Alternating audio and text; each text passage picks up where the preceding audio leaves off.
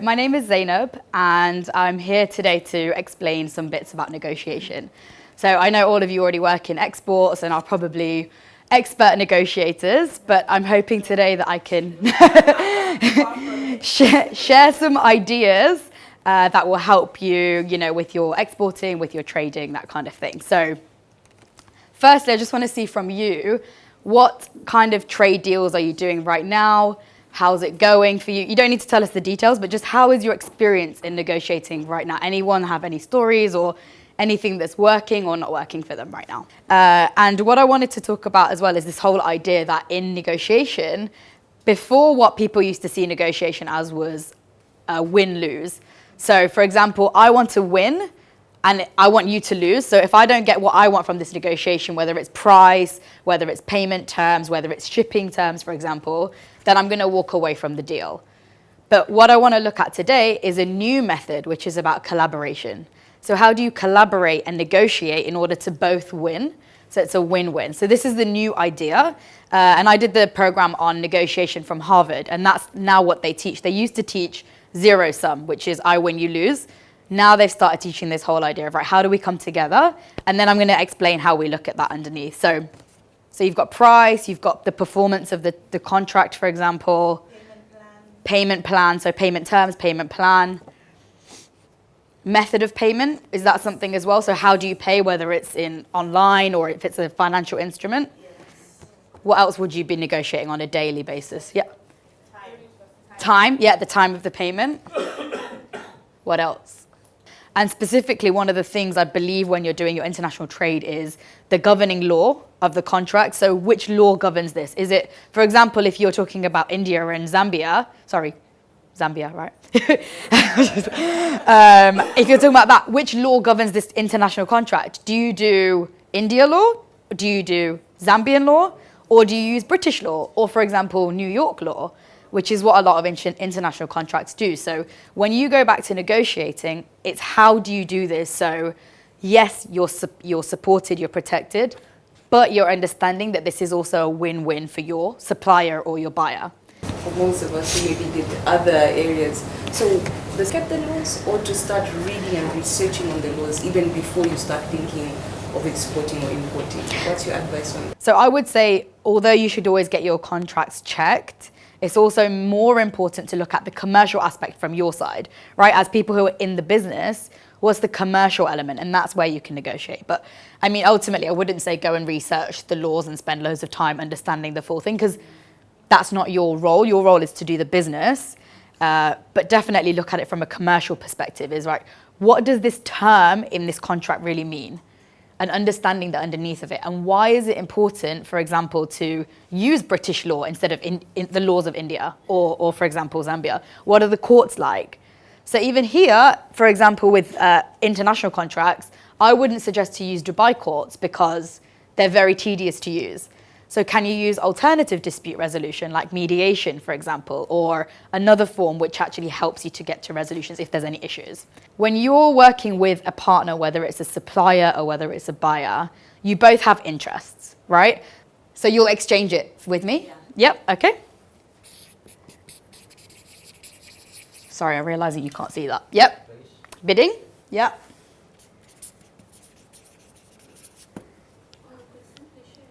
Share. Sharing is caring, as they say. What else? What about from here? How can you get this orange from me? She says steal it. Steal it? Yep. You can definitely steal it. What else? What other ideas do you have? There's a lot of ways to get this orange from me if you really want it. Give you an offer. Offer, yep. So offer, exchange. And again, bringing in bribery. So in some cultures, the business is normal for bribery to take place. It's not that it's part of the business cost or the admin. So there we go. Any other ideas? Extort. So that's bribe. Yeah. Similar. What if you guys had like an arm wrestle for it, or I don't know. Sorry? Fight. How we define the way to look at interests underneath actually taking this orange. So there's power-based. So what do you think out of here is based on your power to take this orange from me? So this is power-based negotiation. You know, when you're supplying, a lot of the times it's the buyer with the power, right? They're like, well, I've got the power. I'm sorry. I'm gonna tell you the price, not you tell me the price. So how do we look at this and understand it underneath that? So which ones here do you think are based on power out of these ways to get an orange? Extortion. Yep, this is power. So this is power, right? So in certain, maybe some of your trades, there might be some norms, some cultural norms, some business norms, some norms in either the place where the law is or your country is. What kind of things underneath this way of getting the orange are related to a rule, a law, or a norm? Bidding. Yep. So if you bid the highest, you get it. That's the rule, right? So bidding. What else? Competition. So the rule is if you win, you get it, right? So bidding can be like, I think, is Amazon where you bid? Or eBay, you bid, right? So that's a rule. What else? Offer in exchange. Yeah, that could be based on a rule. I offer you this and you give me what I need. Now, going to sharing. What does this, do you think this is based on our interests? Let's say you need a product or you want the orange. I have the orange, you want the orange. If we share it, do we both get what we want? Yeah?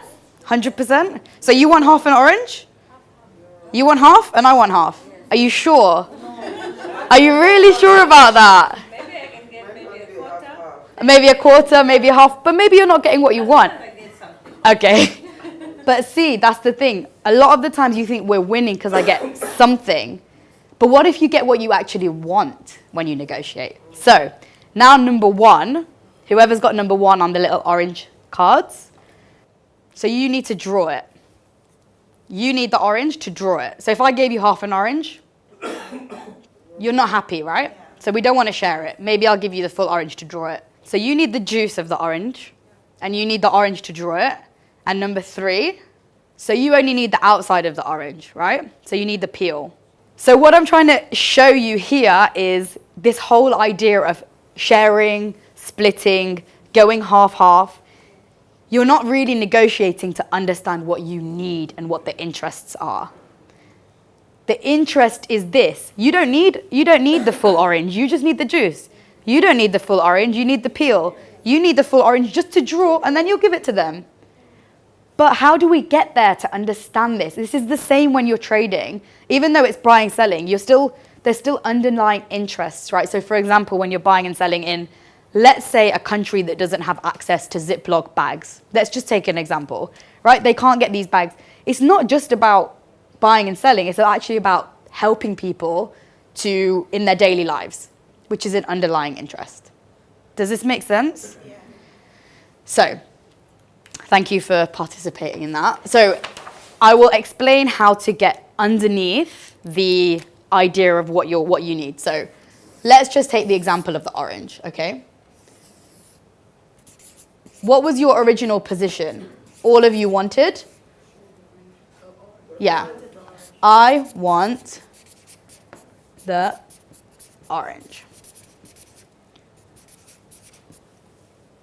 Underneath that, what do you really want the orange for? And this can be these ideas we have, but other reasons as well for import, export, maybe in your markets if you're doing organic oranges or anything like that, for example.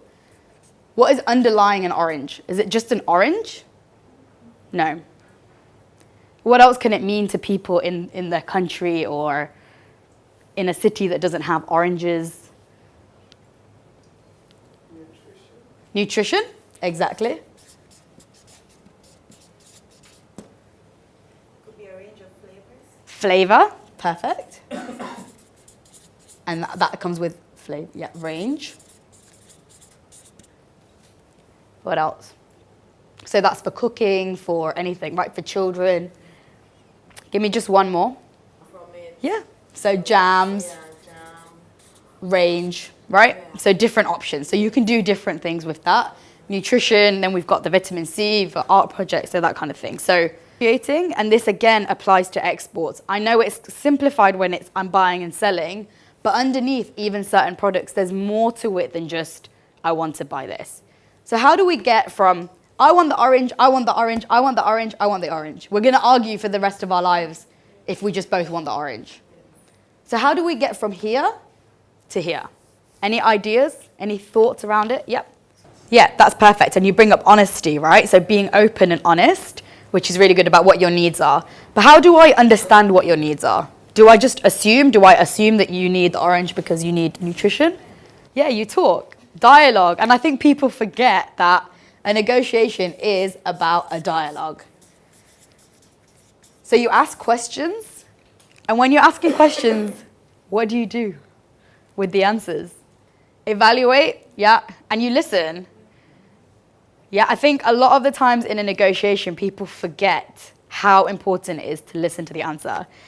If you Google today, who is the best negotiator in the world? Who do you think it is or was? I want everyone to guess. Who is the best or was the best negotiator in the world? Class that if you Google this right now. So it's actually Nelson Mandela. Yeah, and the reason for that is because he was an amazing listener. He wasn't here to say, I want this, I want that. No. He came in and his approach was very much collaborative. He thought about the people he was fighting for, and he listened. You'll see a lot of the times if you watch him, he's not speaking, he's listening. He was not selfish, right? He was there for the bigger picture.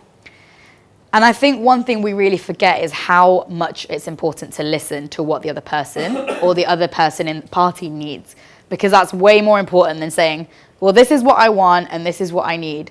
And a lot of the times in the negotiation, the reason it stops is because both of you just say, I want this and I want this. I'm going to give you this product and I want this price. That's it. And that's it. And you just keep going back and forth because no one knows how to go underneath through the questions and the asking. I'm not saying no one knows. I'm saying it's something that we can all improve on.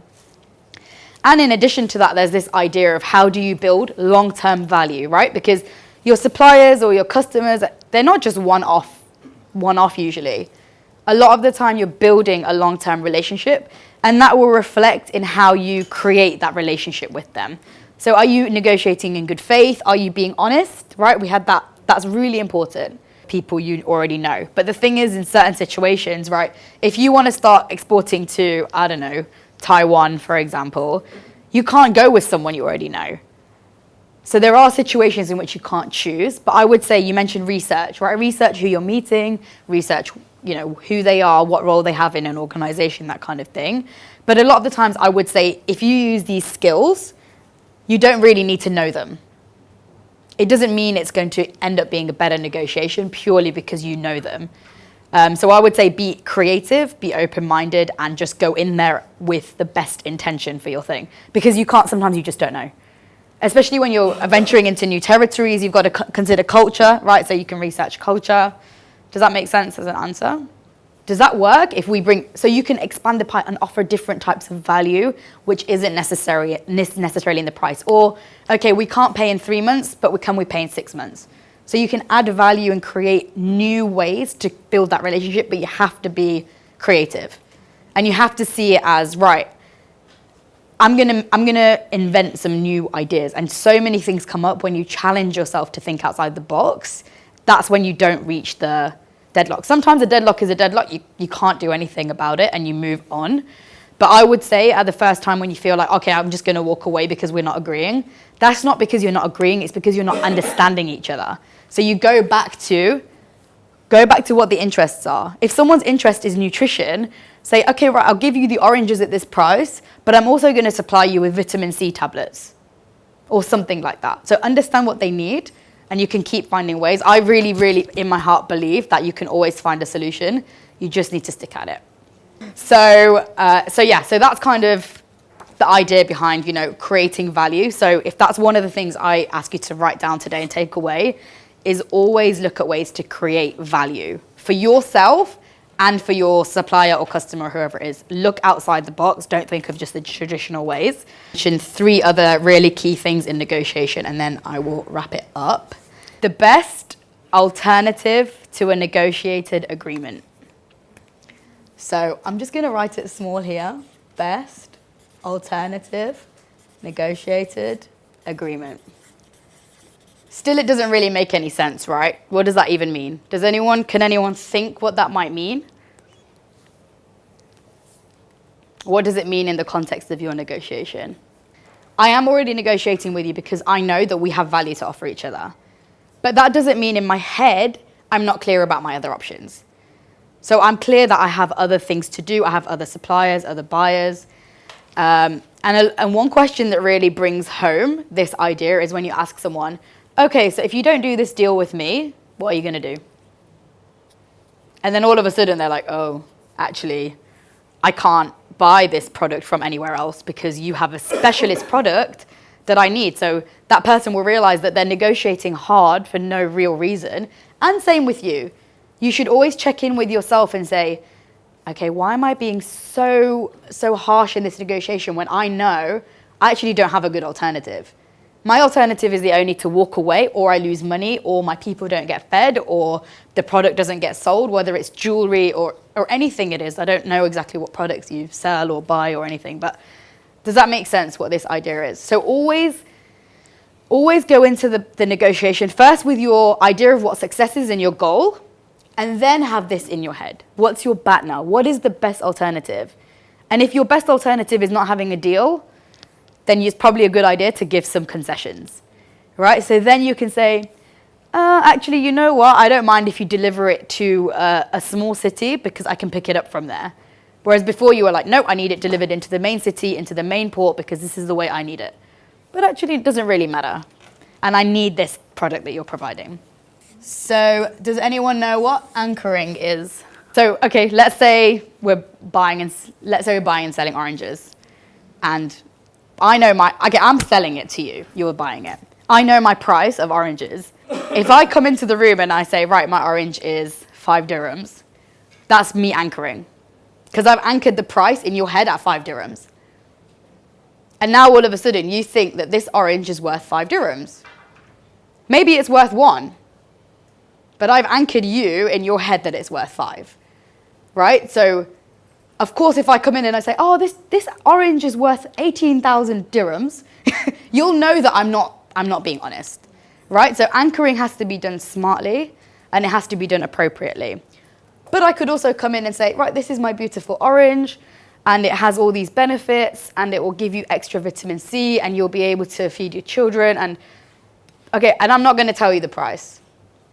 What are you going to do if I don't tell you the price? Yeah, you'll make an offer, right? So how much might you say I'll offer you this for? 3 dirhams, right? So you've now anchored at 3 dirhams. Still, this orange is worth 1 dirham. So I'm still okay with 3. But you've anchored it at 3 and I've anchored it at 5. I haven't anchored at all. So I can actually say, oh, no, not 3. You know what? Let's make it 4. So all of a sudden, actually, instead of getting my 5 that I originally offered, I can then say, right, I'm gonna bring it up a bit. Or I can say, you know what? 3 is okay, but let's work on the payment terms, or let's work on the contract, or let's work on the delivery, or all those other things that are important to me, because my interests are different to your interests. For some people, it's only price. For some people, it's many, many other things. And I'd say in trade negotiation, the reason it's so complex and what you ladies are doing is amazing is because there's so many different levels. It's not just buying and selling. So anchoring makes sense? Yes. And there is no rule for anchoring. So I'm not going to say don't tell them your price or do tell them your price. You also have to be smart and reactive to what's happening. So if, for example, it's very much known that prices of oranges is 2 dirhams, and you know that he can just go to the next person and say, I'm going to buy it for 2 instead of 4, then you don't need to play anchoring games. You just say it's 2. We already know that's the market price. So play your cards and play them when you of possible agreement. So this usually happens on a sliding scale. Okay, so let's say this is a normal orange. This is not some kind of fancy orange that's going to save lives or anything like that. If I come into this and I'm still doing the deal with you and I say this orange is worth 18,000 dirhams, even though you know it's a normal orange, how would you feel? Lack of credibility, right? Why? and probably insulted. What do you think? I'm not very smart that I'm going to pay you 18,000 dirhams for a normal orange? So most likely, if I'm going to make a silly offer that's completely outside of our zone of agreement, it's going to be seen like this. What if I say, oh, you tell me the price, I'll give it to you whenever you want, whatever you need, I'll deliver it, and you know, you just tell me. What's that? Like, it's probably giving up too much. It's called concession, which is on the other side. So the concession is like making it too easy for the trade. But in between here is a kind of sweet spot. And we call it the zone of possible agreement because that's where my interests are met, your interests are met, we're able to come together. It's not just about price, bear in mind, I'm just giving you the example of a price because it's easy to explain the concept like that. But this zone is where you should be operating when you're making offers. Because we've already been through exploration, we understand what they want, we understand what's happening, we've got their needs, their wants, their interests. We're about to make this deal, but we're coming towards the end. You'll just go to me, okay, I don't have time for this. This is clearly a joke to you. I'm just going to go to the next door supplier who's going to give it to me for 3 dirhams, which is what, or 4, or 5, or 2. But you're just insulting me, and you're not negotiating in good faith, and you're insulting me. So they usually will walk away. And here, it's too easy of a trade. Question? And then you find you have, right now it's undervalued. Okay. So the deal is done, you can go back and negotiate on that. So you tell them at the beginning, this is just a negotiation. We're not here to, until we finalize this in an agreement and we both sign, this is purely a negotiation. Then when it's agreement, then you've got the legal repercussions of that. And even then, I always say, even if you have a legal agreement, you can still mediate. You can say, I don't want to go legal, I want us to find a way to resolve this between ourselves, and you can do that.